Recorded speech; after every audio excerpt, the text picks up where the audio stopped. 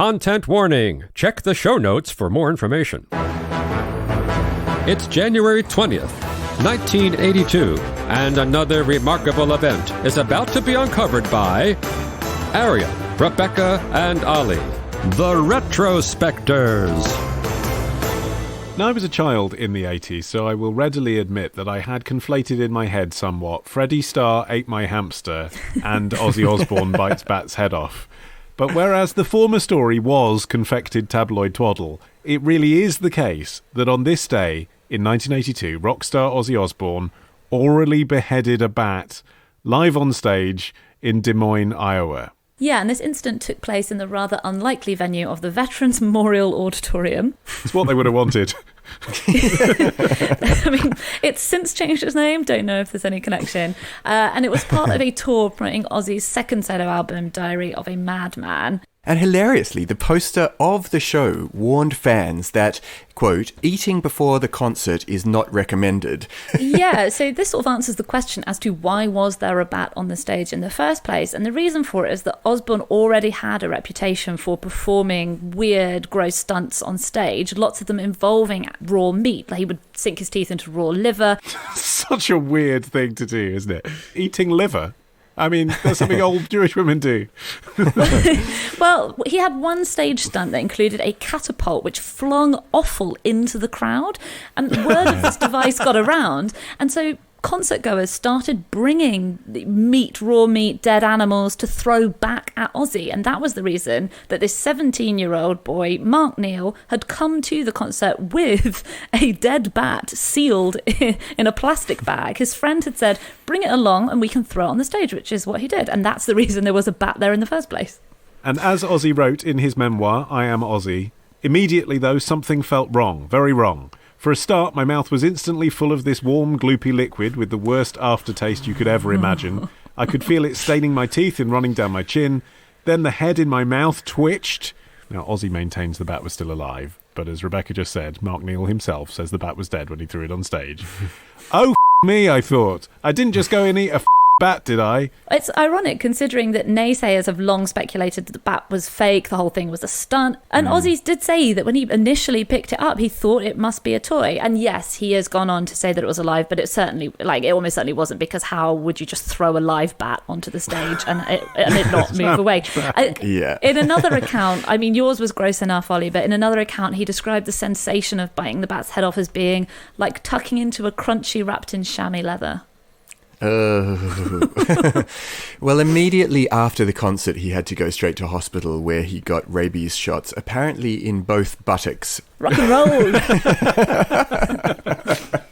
But it's funny, I saw an interview with Ozzy Osbourne on David Letterman, which was just from a few weeks later, where already word had got out that this had taken place, and this was the thing that Letterman wanted to talk to him about. And throughout the interview, Osbourne looks entirely out of it, to the great frustration of Letterman, who's trying desperately to hold him on topic and get him to talk about this thing, because that's what's going to presumably get people to watch the show. But his question was, did you know immediately? And Ozzy Osbourne's answer was, well, I've eaten some pretty rough chicken on the road. So he was already making jokes about the fact this was just another disgusting thing that he'd put in his mouth. But it also ties in with another story, and one of the reasons that some people think Mark Neal brought this bat to his stage show in the first place was because when Ozzy Osbourne signed his first record deal, starting his solo career after he'd been kicked out of Black Sabbath for being too drunk and high all the time in 1981. Apparently he turned up to CBS Records planning to release this bunch of doves as a sort of peculiar sign of peace, he said. And he was sitting around with these executives and got bored, so the story goes. And was definitely off its tits. Yeah, he'd had an entire bottle of brandy, that's worth mentioning too. And so he grabbed the closest dove, which had already been released in this sort of symbolic gesture, and bit its head off, and then spat it onto the ground with its blood still dripping. Not apropos of nothing, Arion. It was also an assault on a woman, because there was someone sitting next to him who was boring him, who was this woman from the record label, and he decided that an appropriate thing to say to her would be, do you like animals? Then he leant in, picked up the dove, and at her, bit this dove's head off. And incidentally, there are photos of this moment. Yeah. It definitely happened. March 27th, 1981. There are photos of him sitting next to the woman, biting their head off. You can see the horrific corpse and actually everyone reacting around him going, oh my God, that is absolutely disgusting. And even Osbourne himself, who starts out looking almost pleased with himself, is quite soon regretting it, which I can only imagine is what his face did when he bit the bat on stage as well. Yeah, and according to Ozzy's own account, he actually captured and decapitated a second dove, presumably while everyone was sitting around in shock about the first dove, before he was, asked to leave, which is understandable. But it shows the incredible nous of Sharon Arden, now, of course, Sharon Osbourne, his wife, as his publicist, to take that moment. She came up with the idea of releasing the doves as a peace offering, to take that idea and actually capitalise on it and make him the Prince of Darkness and put that strapline on the poster saying, just when you thought it was safe to go back to a concert. That's a really gaudy way to get people to come to your gig, but she knew how to work with what she had, and she managed to turn this absolute disaster of a press conference where a British star turns up to the polished American offices, the corporate offices of a record label, and massacres an animal in front of the press, into the publicity driver that got people to come to his gigs. And even through all of the backlash, because there was backlash. Backlash, yeah. They still managed to turn it into a positive that has stuck with him so much so that he's now got a load of merchandise connected with bat-related paraphernalia, including in 2019, he launched a limited edition 12-inch bat soft toy with detachable head that you can Velcro on and off.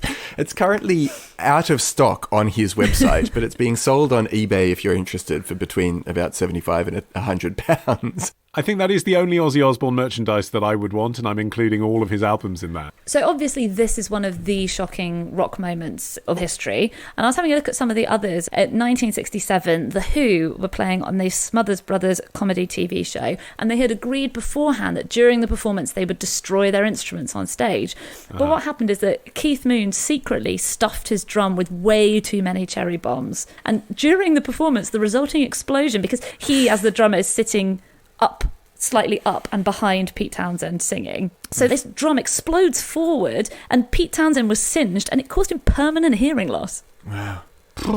At the 1992 Reading Festival, the all-female rock band L7 were having technical problems during their set and the crowd started jeering them. Their lead singer, Donita Sparks, removed her tampon and hurled it into the crowd shouting, "Eat my used tampon." I think that's great. That is good. The correct response to a crowd at Reading. Yeah. I mean, to clarify, at Reading Festival. I'm sure the people of Reading are delightful at all other times of the Not year. at the the book festival or anything. Yeah. Alice Cooper had become well known for these really crazy stunts on stage, like faking his own decapitation. But he actually did a bit of an anti-Ozzy. He tried to save a chicken that had either been thrown onto or wandered onto the stage at an Alice Cooper show in Toronto in 1969. He picked it up and tossed it into the air. He said afterwards, "I'm a city kid. I didn't realise that chickens don't really fly." And of course the chicken dropped into the audience, who apparently dismembered the poor bird in some kind of frenzy. Well, this is a controversial take that Alice Cooper continues to spin to this day, suggesting that this chicken just sort of wandered on stage and he just threw it in, having absolutely no idea of what was going to, the fate that was going to befall the poor thing once it got off stage and into a mass of, heavy metal moshing fans. It was, it definitely wasn't going to end well for the chicken, even if they hadn't dismembered it. It was going to get trampled minimum. To be fair to Cooper, though, whether or not he'd acted in the knowledge that this might create an incident, the incident did turn into a highly publicised rumour that Cooper had bitten the head of the chicken and drunk its blood, which is highly unfair because he certainly did not do that. Maybe it was this rumour that Cooper had done this, which was what would later go on to inspire Osbourne to do something similar. All of which meant that by October 1982, the directors of the auditorium in Des Moines had decided to, quote, prohibit concert performers from using, presenting, or in any way making live animals a part of a programme without the consent of management. For the best. Wait, live animals? I can get around that one in a heartbeat. Baggies full of dead bats for everybody. Tomorrow. men had the self-discipline to resist, whereas women were all sort of lusty and they had to be controlled by men. Love the show? Support the show. Patreon.com/retrospectors. Part of the Acast Creator Network.